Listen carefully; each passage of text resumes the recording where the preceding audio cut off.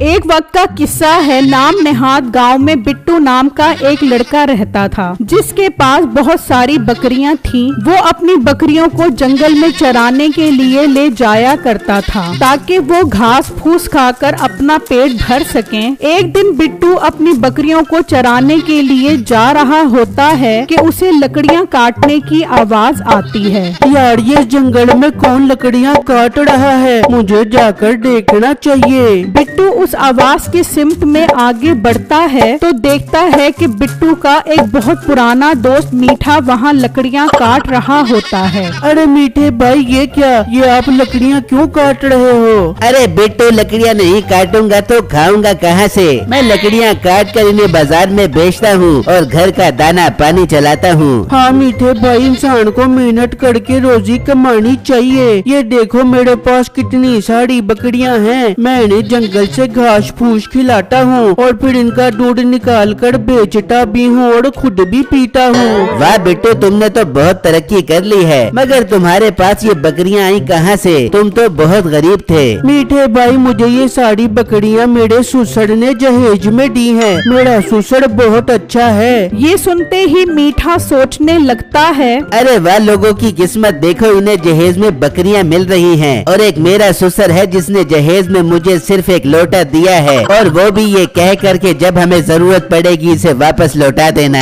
अच्छा मीठे भाई, मुझे देर हो रही है, मैं अब चलता हूँ। ये कहकर बिट्टू वहाँ से चला जाता है और मीठा लकड़ियाँ उठाकर गुस्से में घर वापस आ जाता है। अरे क्या हुआ मीठे, तेरा मुंह क्यों इतना सूजा हुआ है? बेगम, आज जंगल में मुझे मेरा पुराना दोस्त मिला। मैं तो देखकर हैरान रह गया कि उसके पास बहुत सारी बकरियां थी जो उसे उसके ससुर ने जहेज में दी थी, और मुझे जहेज में क्या मिला? मीठे, तेरे ससुर ने तुझे जहेज में लोटा तो दिए, अब क्या वो तुझे खोता भी दे देता? प्लास्टिक का लोटा देकर उसने मेरे पर कोई एहसान नहीं किया, और देखा जाए तो उसने लोटा ठीक ही दिया है। तुझे देखकर तो अच्छे अच्छे को मोशन लग जाए। मीठे, तेरे मुझे ताड़े देने की जरूरत नहीं है। इतना शौक चढ़ रहा है तो अपने ससुर के पास जाओ और उससे बकरियां ले ले। अरे बेगम, बात तो तूने बिल्कुल ठीक की है। मैं जाता हूँ और उससे बकरियां मांगता हूँ। मीठा घर से निकलता है और अपने ससुर के पास आ जाता है और उनसे बकरियों का मुतालबा करता है। मीठे, तू पागल तो नहीं हो गया? तुझे मैंने जहेज में लोटा तो दिया था, अब बकरियां देने की मेरी सकत नहीं है। ससुर जी, लोग तो अपने दामादों को पैसों में तोल देते हैं, लेकिन तूने तो मुझे रोल दिया है। मैं बकरियां लिए बगैर यहाँ से नहीं जाने वाला। मीठे, मेरे पास बकरियां तो नहीं है। हाँ, एक खोता है, अगर वो लेना है तो ले जा।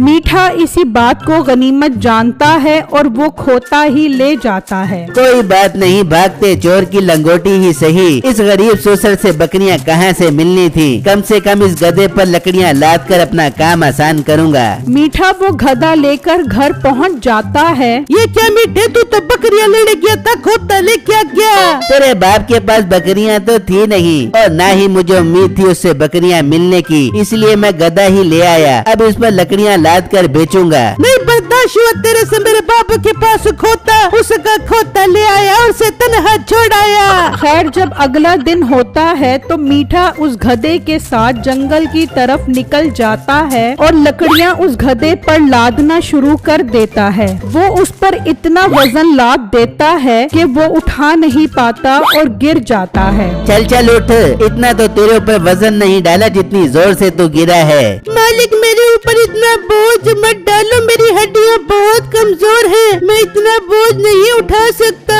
बहुत तेरे जिस्म पर चर्बी चढ़ गई है। चल चल, लकड़ियाँ बाजार भी पहुँचानी है। मीठा उस गधे को लेकर चला जाता है तो रास्ते में बिट्टू की नजर उस पर पड़ती है। यार, ये मीठा भाई कितना जालिम है। कैसे इस मासूम जानवर पर इतना बोझ डाला हुआ है? जानवरों पर इस तरह जुल्म नहीं करना चाहिए। खैर, शाम में मीठा लकड़ियाँ बेचकर घर आ जाता है और उस गधे को बांधकर अंदर चला जाता है। मालिक, कुछ खाने पीने को दे दो, सारा दिन काम करवाते हो, बहुत भूख लग रही है मालिक। मीठे ने उसे खाने पीने को कुछ भी नहीं दिया और वो गधा भूख की वजह से बेहोश हो जाता है। फिर जब अगला दिन निकलता है तो मीठा उसके पास आता है। देखो देखो कैसे मजे से सो रहा है ये गधा। वहाँ जंगल से लकड़ियाँ काटने जाना है और इस नवाब की नींद ही पूरी नहीं हो रही। मीठा उसे जोर जोर से डंडे मारता है। चल उठ मनहूस गधे, चल जंगल से लकड़ियाँ काटनी है। मालिक मैंने रात से कुछ नहीं खाया, मेरे अंदर वजन उठाने की हिम्मत नहीं है। मालिक मेरे ऊपर ये जुल्म मत करो। उठ रहा है ये डंडे मारूं। मीठा उसे बहुत मारता है और अपने साथ जंगल में ले जाता है और दरख्त काटने लगता है तो अचानक दरख्त में से जोर की आवाज आती है।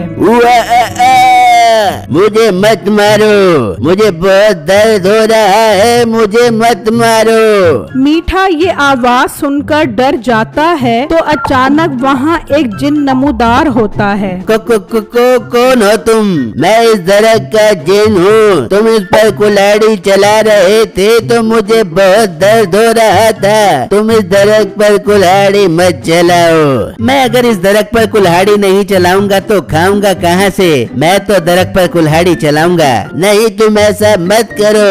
अगर तुम इस दरख्त को नहीं काटोगे तो मैं तुम्हारी 3 ख्वाहिशें पूरी करूंगा।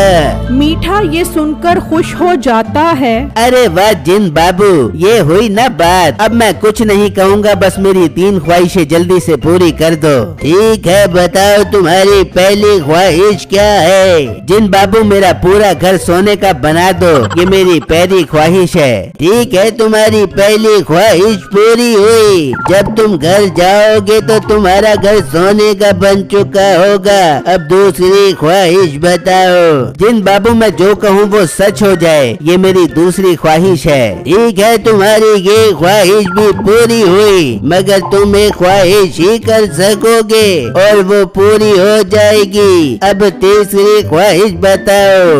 जिन बाबू इतनी भी क्या जल्दी है, तीसरी ख्वाहिश भी बता दूंगा। अब तो अपना मिलना जुलना लगा ही रहेगा। ये कहकर मीठा अपने घर की तरफ निकल जाता है और जब घर पहुंचता है तो देखकर हैरान रह जाता है कि पूरा घर सोने का हो चुका था। वो घर के अंदर जाता है तो वहाँ भी हर चीज सोने की होती है। फिर अचानक उसकी नजर अपनी बीवी पर पड़ती है। वो घबरा जाता है कि वो भी सोने की बन चुकी थी। हाय ये क्या गजब हो गया, ये तो मेरी बीवी सोने की बन गई। काश मैं अंधा हो जाता, कम से कम मुझे ये देखना तो ना पड़ता।